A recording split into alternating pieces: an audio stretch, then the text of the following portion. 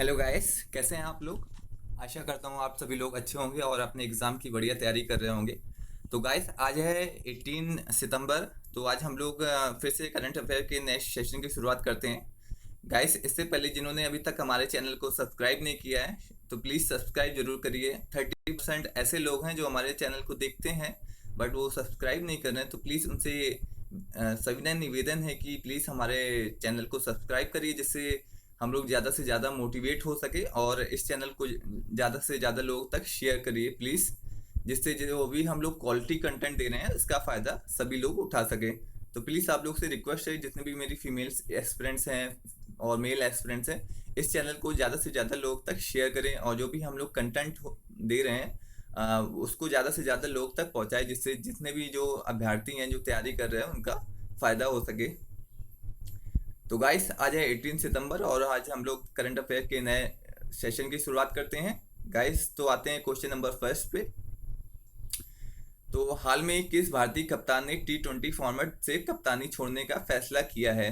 तो गाइस, हाल में विराट कोहली ने T20 फॉर्मेट से कप्तानी छोड़ने का फैसला किया है। तो गाइस, क्वेश्चन नंबर फर्स्ट तो बहुत ही इजी क्वेश्चन है कि विराट कोहली ने हाल में ही जो T20 की कप्तानी छोड़ने का फैसला किया, परंतु उन्होंने T20 खेलना बंद नहीं किया। वो T20 खेलते रहेंगे कप्तानी छोड़ने के बाद भी, और वनडे और टेस्ट में वो कप्तानी करते रहेंगे। बस उन्होंने T20 की कप्तानी छोड़ने का फैसला किया है। तो गाइस, क्वेश्चन नंबर फर्स्ट का आंसर हो जाएगा विराट कोहली। बस ये याद रखिएगा कि उन्होंने सिर्फ कप्तानी छोड़ी है, T20 वो खेलते रहेंगे, उस पर खेलने पर कोई फैसला उन्होंने अभी नहीं लिया है। और वो जैसे टेस्ट खेलते हैं, वनडे खेलते हैं, T20 भी खेलते रहेंगे और सिर्फ उन्होंने T20 की कप्तानी छोड़ी है। तो गाइस, क्वेश्चन नंबर फर्स्ट का आंसर हो जाएगा ऑप्शन फर्स्ट इज करेक्ट। तो गाइस, बढ़ते हैं सेकंड क्वेश्चन की तरफ। हाल में किसे मालदीव का उच्चायुक्त नियुक्त किया गया है। तो गाइस, हाल में ही इसका आंसर आप लोग जरा 10 सेकंड सोचिए और प्लीज़ कमेंट जरूर किया करिए कि जिससे हम लोग को पता चल सके कि आप लोग का क्या रिस्पांस है। आप लोग उत्तर देंगे तो हम लोग को और अच्छा लगेगा कि हमारे जो एक्सपेरेंट्स है वो उत्तर दे रहे हैं। तो इससे हम लोग का मनोबल भी बढ़ता है, हम लोग मोटिवेट होते हैं और हम लोग कुछ और अच्छा अच्छा कंटेंट लाने की कोशिश करते हैं। तो प्लीज़ आप लोग ज़रा जो कमेंट बॉक्स में है उत्तर उसका देते रहिए, जिससे हम लोग को पता चल सके कि हमारे जो एस्पिरेंट्स हैं हमारे साथ कितना इन्वॉल्व हो रहे हैं। तो गाइस, इन्वॉल्व होना बहुत ज़रूरी है। अगर यानी आपको सक्सेसफुल होना है, सभी जितने भी एग्ज़ाम्स आप दे रहे हैं, तो आप जितना भी हम लोग के साथ मिल के चलेंगे उतना क्वालिफाई होने की संभावना आप लोगों की बढ़ जाएगी। तो गाइस, और अभी तक जिन्होंने हमारे चैनल को सब्सक्राइब नहीं किया, प्लीज़ सब्सक्राइब कर दीजिए और इसे ज़्यादा से ज़्यादा लोग तक शेयर करिए, जिससे इसका फ़ायदा जो भी हम लोग क्वालिटी कंटेंट दे रहे हैं उसका जो भी है उसकी रीच ज़्यादा से ज़्यादा हो सके और हम लोग को मोटिवेशन भी उससे मिलेगा कि हम लोग और बाद में धीरे धीरे नए सब्जेक्ट जोड़ेंगे इस चैनल में। तो गाइस, क्वेश्चन नंबर सेकंड पे आते हैं। गाइस, हाल में किसी मालदीव का उच्चायुक्त नियुक्त किया गया है। तो गाइस, क्वेश्चन नंबर सेकंड का आंसर हो जाएगा ऑप्शन फर्स्ट इज करेक्ट। मुनु महावर को मालदीव का उच्चायुक्त नियुक्त किया गया है। तो गाइस, बहुत ही सिंपल क्वेश्चन है। मुनु महावर तो को उच्चायुक्त नियुक्त किया गया है मालदीव में। तो गाइस, सेकंड का आंसर हो जाएगा, क्वेश्चन नंबर सेकंड का answer option first is correct. बहुत ही इजी क्वेश्चन है और सिंपल सा क्वेश्चन है, तो इसे ज़्यादा एक्सप्लेनेशन की जरूरत है नहीं। तो गाइस, क्वेश्चन नंबर थर्ड पे आते हैं। हाल में बाजरा मिशन की शुरुआत किस सरकार ने की है। तो गाइस, ये याद रखिएगा कि बाजरा मिशन ये इम्पोर्टेंट है कि हाल में ही छत्तीसगढ़ सरकार ने बाजरे मिशन की शुरुआत की। उनका उद्देश्य क्या है कि छत्तीसगढ़ में बाजरे की इतनी पैदावार होगी, ये पूरे देश का एक केंद्र बन जाए, बाजरे का एक केंद्र बन जाए और जितने भी जो भी राज्य हैं उन वो सब वहाँ पे बाजरे की सप्लाई की जा सके। तो एक छत्तीसगढ़ सरकार की अच्छी पहल है, बाजरा मिशन उन्होंने शुरुआत की है। तो गाइस, क्वेश्चन नंबर थर्ड का आंसर हो जाएगा option first is correct. Chhattisgarh सरकार ने हाल में ही बाजरा मिशन की शुरुआत की है, जिससे वो छत्तीसगढ़ को एक बाजरे का केंद्र बना सके और यहाँ से जितने भी अन्य राज्यों में बाजरे की सप्लाई कर सके। तो गाइस, क्वेश्चन नंबर थर्ड का आंसर हो जाएगा option first is correct. Question number fourth पे आते हैं। गाइस, बहुत ही इंपॉर्टेंट क्वेश्चन है, बहुत ही अच्छा क्वेश्चन है। तो क्वेश्चन नंबर फोर्थ पे आते हैं। हाल में डिफेंस कॉम्प्लेक्स की स्थापना दिल्ली में की गई है। पहला स्टेटमेंट और सेकंड स्टेटमेंट है ये सेंट्रल विस्टा प्रोजेक्ट का हिस्सा है। तो गाइस हाल में ही डिफेंस कॉम्प्लेक्स की स्थापना दिल्ली में प्रधानमंत्री मोदी द्वारा की गई है। तो पहला स्टेटमेंट सही हो जाएगा, डिफेंस कॉम्प्लेक्स की जो स्थापना है हाल में ही प्रधानमंत्री मोदी के द्वारा की गई है। तो पहला स्टेटमेंट सही हो जाएगा गाइस। और ये सेंट्रल विस्टा प्रोजेक्ट का हिस्सा है गाइस, ये भी स्टेटमेंट पूरा बहुत करेक्ट है, पूरा सही है। तो पहला भी सही है, सेकंड भी सही है, और तो इसका आंसर हो जाएगा क्वेश्चन नंबर फोर्थ का आंसर हो जाएगा option third is correct guys. अब डिफेंस कॉम्प्लेक्स क्या है गाइस कि डिफेंस कॉम्प्लेक्स इसमें ये होगा कि जो भी रक्षा और सैन्य विभाग के अधिकारी होंगे उन्हें इसी कॉम्प्लेक्स में एक काम करने के लिए जगह दी जाएगी। जिससे पहले क्या होता था कि वो अलग अलग जगह काम करते थे कि और पहले क्या होता था कि रक्षा और जो सैन्य विभाग के अधिकारी होते थे, रक्षा मंत्रालय और सैन्य विभाग के जो अधिकारी होते थे वो अलग अलग जगह काम करते थे, जिससे उनके बीच कोऑर्डिनेशन समन्वय की दिक्कत होती थी। तो अब क्या होगा कि एक डिफेंस कॉम्प्लेक्स बन गया है, उनके लिए जो रक्षा और सैन्य विभाग के अधिकारी हैं वो एक ही जगह काम करेंगे, उनका एक ही जगह कार्यालय होगा, तो वो उसी कॉम्प्लेक्स में होगा। जिससे इससे फ़ायदा क्या होगा कि डिफेंस कॉम्प्लेक्स के फायदे पहला नंबर फ़ायदा ये होगा कि जो भी रक्षा विभाग के अधिकारी और सैन्य अधिकारी हैं उनके बीच समन्वय बढ़िया होगा। और दूसरा फ़ायदा क्या होगा, जो भी रक्षा विभाग और डिफेंस जो भी सैन्य विभाग होता है इनकी जो जानकारी होती है अति संवेदनशील जानकारी होती है। तो अगर ये अलग अलग जगह काम करते हैं तो जो अति संवेदनशील जानकारी की लीक होने की संभावना बहुत ज़्यादा बढ़ जाती है। जब ये लोग एक ही जगह पे आ जाएंगे डिफेंस कॉम्प्लेक्स में तो जो खुफिया जानकारी होती है उसके लीक होने की संभावना बहुत हद तक कम हो जाएगी। तो इसके दो बहुत बड़े फायदे हैं डिफेंस कॉम्प्लेक्स के। एक तो समन्वय बढ़ेगा अधिकारियों के बीच, रक्षा और सैन्य अधिकारियों की, रक्षा विभाग और सैन्य सेना के अधिकारियों के बीच समन्वय बढ़ेगा। और सेकंड फायदा ये है कि ये जो भी खुफिया जानकारी है एक ही जगह होने से जो खुफिया जानकारी के लीक होने की संभावना बहुत हद तक कम हो जाएगी गाइस। तो एक बहुत ही अच्छा कदम उठाया गया है हमारे प्रधानमंत्री नरेंद्र मोदी द्वारा। तो इसमें इनकी तारीफ करनी चाहिए कि जो इन्होंने इस प्रोजेक्ट को चालू किया।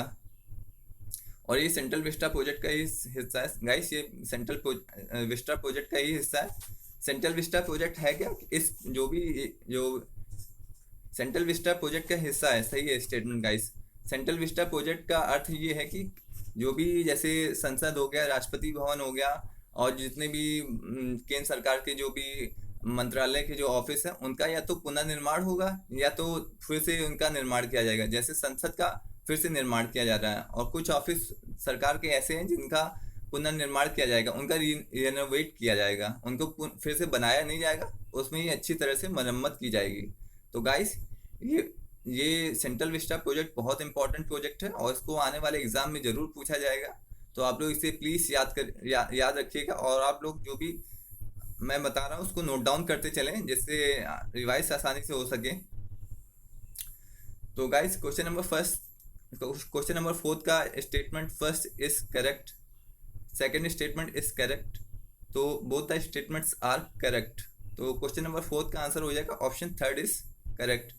तो गाइस इसे याद रखिएगा, डिफेंस कॉम्प्लेक्स में कौन कौन होगा, सैन्य विभाग के अधिकारी और रक्षा विभाग के अधिकारी,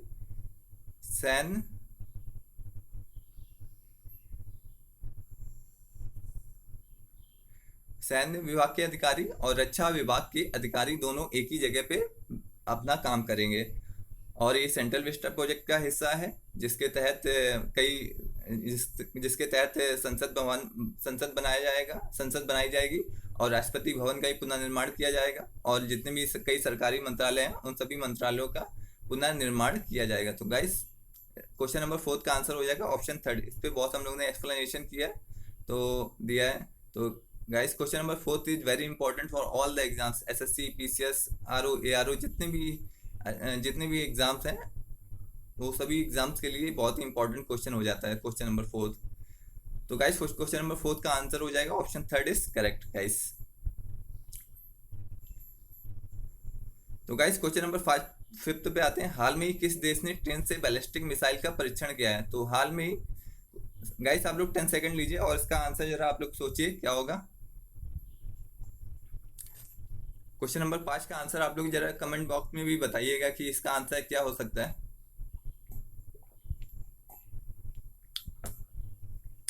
तो हाल में किस देश ने ट्रेन से बैलिस्टिक मिसाइल का परीक्षण किया है? तो हाल में ही नॉर्थ कोरिया ने ट्रेन से बैलिस्टिक मिसाइल का परीक्षण किया है।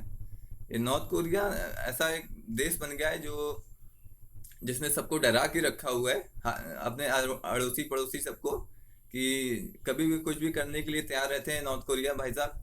तो इनसे सब अमेरिका भी डरे हुए हैं, चाइना इना क्या, चाइना जापान सब डरे हुए हैं। जापान डरा हुआ है कि कुछ हमारे देश पे ना हमला कर दे। तो नॉर्थ कोरिया से सबको सावधान रहना होगा, कभी भी किसी देश पे हमला किया जा सकता है। तो क्वेश्चन नंबर 5 में हाल में किस देश ने ट्रेन से बैलिस्टिक मिसाइल का परीक्षण किया? ये याद रखिएगा, ट्रेन से। तो इसका आंसर हो जाएगा क्वेश्चन नंबर 5 का option first is correct. Guys question number 5 भी इतना इंपॉर्टेंट तो नहीं है, लेकिन याद रखिएगा। हाल में ही ऑटोमोबाइल और ड्रोन सेक्टर को पीएलआई स्कीम से जोड़ा गया है। PLI scheme make in India अभियान को बढ़ावा देगी। तो गाइस हाल में ही दो सेक्टर पीएलआई स्कीम में जोड़े गए हैं, ऑटोमोबाइल सेक्टर और ड्रोन सेक्टर को पीएलआई स्कीम में जोड़ा गया है। तो ये गाइस दो सेक्टर आप लोग याद रखिएगा, ऑटोमोबाइल सेक्टर और ड्रोन सेक्टर को पीएलआई स्कीम से जोड़ा गया है। PLI scheme make in India को बढ़ावा देगी। तो गाइस पहला स्टेटमेंट सही हो जाएगा, और दूसरा इस जो स्टेटमेंट है PLI scheme make in India अभियान को बढ़ावा देगी, तो गाइस ये भी स्टेटमेंट सही हो जाएगा। तो इसका आंसर हो जाएगा क्वेश्चन नंबर 6 का ऑप्शन थर्ड इज करेक्ट। तो गाइस जो पीएलआई स्कीम है इसके अंदर जैसे पीएलआई स्कीम है क्या एक्चुअली में? पीएलआई स्कीम है प्रोडक्शन लिंक्ड इंसेंटिव स्कीम। इसका मतलब ये है कि जैसे कोई भी कंपनी जितना भी अपना एक तय सीमा से ज़्यादा उत्पादन करेगी तो उसे सरकार इंसेंटिव देगी। तो इसका फ़ायदा क्या होगा? इसके पीएलआई स्कीम के फ़ायदे ये हो जाएंगे कि कंपनी ज़्यादा से ज़्यादा उत्पादन पे जोर देंगी। अब जब सरकार इंसेंटिव देगी तो विदेशी कंपनियां भी भारत में आएंगी, इससे भारत में क्या होगा? निवेश बढ़ेगा, एफडीआई आएगा। तो दूसरा फायदा ये हो जाएगा, पहला फायदा ये हो जाएगा कि उत्पादन बढ़ेगा, दूसरा फायदा ये हो जाएगा कि निवेश बढ़ेगा, तीसरा फायदा क्या हो जाएगा? मेक इन इंडिया अभियान को बढ़ावा हो जाए मिलेगा, क्योंकि सब जो भी उत्पादन होगा भारत में होगा, चाहे भारत की कंपनियां उत्पादन करें चाहे विदेशी कंपनियां भारत में उत्पादन करें। तो इससे फायदा क्या हो जाएगा कि भारत में जो मेक इन इंडिया अभियान है उसको बढ़ावा मिलेगा। तो गाइस पहला ही स्टेटमेंट करेक्ट हो जाएगा, ये भी सही हो जाएगा, और 6 का आंसर हो जाएगा ऑप्शन थर्ड इज करेक्ट। तो गाइस पीएलआई स्कीम का फायदा आप लोग नोट कर लीजिए कि उत्पादन बढ़ेगा। तो उत्पादन बढ़ने से क्या होगा कि जो भी इंडस्ट्रियल सेक्टर है उसका जो भी जीडीपी में योगदान बढ़ेगा, तो विनिर्माण क्षेत्र वो और आगे बढ़ेगा, तो विनिर्माण सेक्टर का जीडीपी में योगदान ज़्यादा होगा। और दूसरा फायदा क्या होगा कि एफडीआई जब सरकार इंसेंटिव देगी तो भारत में जो भी विदेशी कंपनियां हैं वो भी भारत में निवेश करेंगी, इससे भारत में एफडीआई आएगा और लोगों को रोजगार मिलेगा। तीसरा फायदा क्या होगा कि मेक इन इंडिया अभियान जो भी सरकार चला रही है कि हमें सब कुछ भारत में ही बनाना है, तो मेक इन इंडिया अभियान को बढ़ावा मिलेगा। और ये सब तीनों चीज़ें मिलके भारत को क्या करेंगी? भारत को एक आत्मनिर्भर भारत बनाएंगी। भारत को अब जो भी जितने ऑटोमोबाइल सेक्टर और ड्रोन सेक्टर के लिए अन्य देशों पर निर्भर नहीं रहना पड़ेगा कि ऑटोमोबाइल के लिए जो भी हमें सामान चाहिए वो हम चाइना से मंगा रहे हैं, ड्रोन टेक्नोलॉजी चाहिए तो वो भी हम चाइना से मंगा रहे हैं। अब हमें उस पर निर्भर नहीं रहना पड़ेगा, हम सब अपने देश में ही बनाएंगे। और पीएलआई स्कीम का उद्देश्य ही है कि आत्मनिर्भर भारत बनाना, मेक इन इंडिया को बढ़ावा देना। तो guys question number 6 is very important question for all the exam, whether it is IAS, PCS और एसएससी एनी एग्जाम्स। तो question number 6 is very important question guys, आप लोग इसे प्लीज पेपर में जाने से पहले इस क्वेश्चन को जरूर देख के जाइएगा, बहुत ही इंपॉर्टेंट क्वेश्चन है। इसका आंसर हो जाएगा option third is correct guys.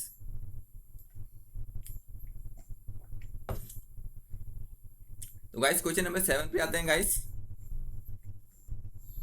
ये भी पीएलआई स्कीम से संबंधित है। तो क्वेश्चन नंबर 7 का आंसर आप लोग जरा सोचिए और मुझे कमेंट बॉक्स में कमेंट करके जरूर बताइएगा प्लीज़। और अभी तक जिन्होंने हमारे चैनल को सब्सक्राइब नहीं किया है, रेड कलर की बटन पे क्लिक कर दीजिए सब्सक्राइब बटन पे, उसके बगल में बेल आइकन होगा, उस बेल आइकन पे भी प्रेस कर दीजिए, जिससे आप लोग को जितने भी हम लोग वीडियो भेजें उसका नोटिफिकेशन आप लोग को मिल सके गाइस। तो गाइस क्वेश्चन नंबर 7 का आंसर बताइए आप लोग। तो क्वेश्चन नंबर 7 का पहला स्टेटमेंट, पीएलआई स्कीम निवेश को प्रोत्साहित करेगी, सही है गाइस। क्वेश्चन नंबर 7 का सेकंड स्टेटमेंट, केलाई स्कीम आत्मनिर्भर भारत के लिए महत्वपूर्ण कदम है। दोनों सही है स्टेटमेंट गाइस, जैसा हम लोग ने ऊपर डिस्कस किया है कि पीएलआई स्कीम निवेश को प्रोत्साहित करेगी, निवेश को प्रोत्साहित करे क्योंकि सरकार इंसेंटिव जब सरकार इंसेंटिव देगी तो जितनी भी विदेशी कंपनियां हैं वो भारत में आके निवेश करना चाहेंगी और सरकार उन्हें इंसेंटिव देगी। तो और पीएलआई स्कीम क्या है, मेक इन इंडिया को भी आगे बढ़ाएगी। तो जब मेक इन इंडिया आगे बढ़ेगा तो भारत आत्मनिर्भर भारत बनेगा। तो गाइस पीएलआई स्कीम आत्मनिर्भर भारत के लिए भी महत्वपूर्ण कदम है, ये भी स्टेटमेंट सही है। पीएलआई स्कीम निवेश को भी प्रोत्साहित करेगी। कैसे निवेश आएगा, जब विदेशी कंपनियों को जब आप फायदा देंगे, आप उनको उत्पादन पे थोड़ा पैसे देंगे, इंसेंटिव देंगे, तो ऑटोमेटिकली वो दूसरे देश में निवेश करना चाहेंगे जहाँ पे उनको ज़्यादा फायदा होता है, जहाँ पे उत्पादन करने पे उनको सरकार पैसे देती है, तो ऑटोमेटिकली वो भारत में निवेश करना चाहेंगी। तो इससे क्या होगा, भारत में निवेश बढ़ेगा तो भारत में जो रोजगार है वो बढ़ेगा। तो ये पीएलआई स्कीम का बहुत बड़ा फायदा है। तो गाइस क्वेश्चन नंबर 7 का आंसर हो जाएगा option 3 is correct. Question number 8 पे आते हैं गाइस। तो आज जो जितने भी करंट अफेयर्स के मोस्ट इंपॉर्टेंट क्वेश्चन थे वो आज हम लोग ने ले लिए हैं। कुछ लोग कहते हैं कि सर 15 से 20 क्वेश्चन कराइए। 15 से 20 क्वेश्चन कराने का कोई मतलब नहीं है।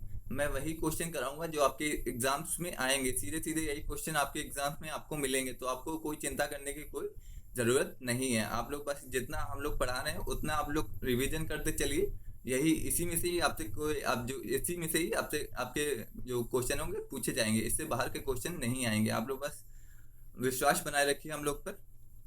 तो गाइस हम लोगों ने जैसा प्रॉमिस किया है कि करंट के साथ साथ कुछ पॉलिटी के क्वेश्चन भी ऐड करेंगे 3-4।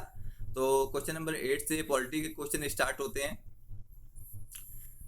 तो क्वेश्चन नंबर 8 को पढ़ते हैं गाइस। मूल अधिकार परिवर्तनीय है, मूल अधिकार पे कोई प्रतिबंध नहीं है। तो गाइस मूल अधिकार परिवर्तनीय है, इसका मतलब क्या है कि अगर जैसे मान लीजिए कि आपके मूल अधिकारों का उल्लंघन होता है, तो आप उसे लागू कराने के लिए सुप्रीम कोर्ट जा सकते हैं। सुप्रीम कोर्ट उन मूल जो आपके अधिकारों का उल्लंघन हुआ है उसे लागू कराएगा। परिवर्तनीय होने का मतलब है कि सुप्रीम कोर्ट द्वारा उस मूल अधिकार को लागू कराया जाएगा। तो गाइस क्वेश्चन नंबर 8 का स्टेटमेंट फर्स्ट इज करेक्ट। मूल अधिकार परिवर्तनीय है, इसे सुप्रीम कोर्ट द्वारा लागू कराया जाता है। तो क्वेश्चन नंबर 8 का first statement will be correct. Question number 2 पढ़ते हैं। मूल अधिकार पे कोई प्रतिबंध नहीं है, मूल अधिकार पे प्रतिबंध है, तो ये स्टेटमेंट गलत हो जाएगा। क्वेश्चन नंबर 8 का first statement will be correct, option first will be correct. मूल अधिकार को परिवर्तनीय है, इसे सुप्रीम कोर्ट द्वारा लागू कराया जाता है। मूल अधिकार पे कोई प्रतिबंध नहीं है, ये गलत हो जाएगा। तो मूल अधिकार पे प्रतिबंध होता है यदि आप भारत की एकता अखंडता को प्रभावित करते हैं, तो आपके जो भी अधिकार है उस पर प्रतिबंध लगाया जा सकता है गाइस। तो क्वेश्चन नंबर 8 का first statement will be correct, second statement will be wrong, तो answer will be option first. तो गाइस क्वेश्चन नंबर 8 का first statement will be correct.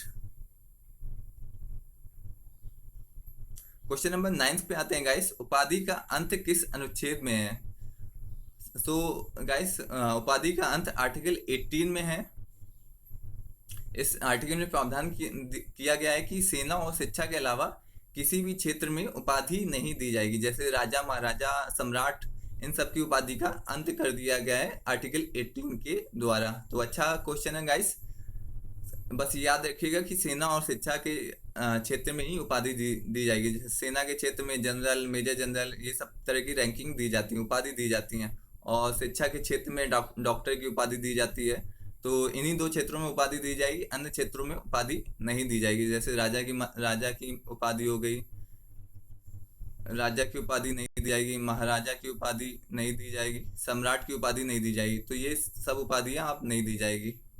तो गाइस क्वेश्चन नंबर 9 का आंसर हो जाएगा ऑप्शन 4 इज करेक्ट।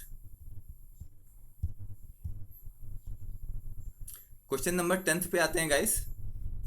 मूल अधिकारों का संरक्षक कौन है? गाइस आप लोग से 10 सेकंड सोचिएगा, इसका आंसर क्या होगा क्वेश्चन नंबर 10 का। तो मूल अधिकारों का संरक्षक कौन है गाइस, बताइए आप लोग जल्दी से। तो गाइस मूल अधिकारों का संरक्षक है, इसका आंसर हो जाएगा ऑप्शन सेकंड इज करेक्ट, न्यायालय।